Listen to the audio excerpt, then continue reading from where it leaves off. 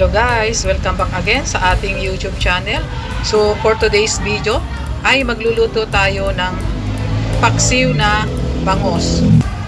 Kaya ito guys yung ating bangus, leeks at saka dahon ng sibuyas, kamatis, bawang, yung ating siling haba, suka, yung ating asin, brown sugar, at saka yung ating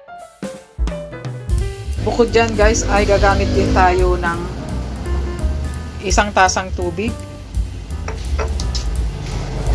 at saka buong paminta o pamintang buo. Kaya start na tayo guys sa ating pagluluto. Lalagay natin yung ating bangus.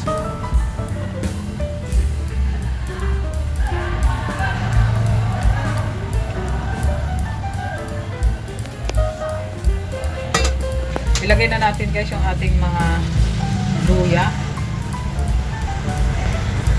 yung ating bawang,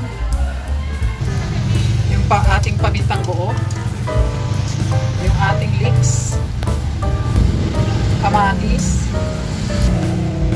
yung ating suka, asin, at saka brown sugar. Ilagay na rin natin guys yung ating tubig at yung ating ampalaya. Ayan guys, singkalan ng medium fire. At wag muna natin siya guys tatakpan para mag-evaporate muna yung ating suka bago natin siya takpan. Ayan guys, kuluan na yung ating niluluto at nag-evaporate na rin yung ating inilagay na suka. Kaya pwede na natin siyang takpan. Update guys sa ating niluluto.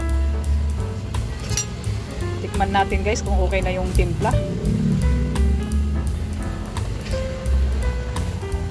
Kaya dagdagan pa natin guys ng asin.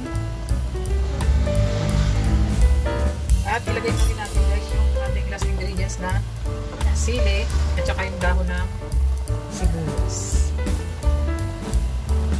Kaya takpan muna natin guys. Update guys ulit sa ating nilulutong paksiw na bangus.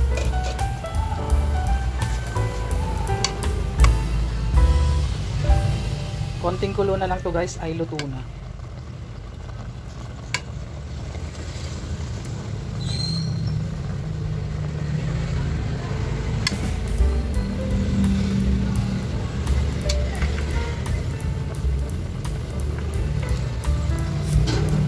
Kaya ayan na nga guys, it's done na ang ating paksiw na bangus.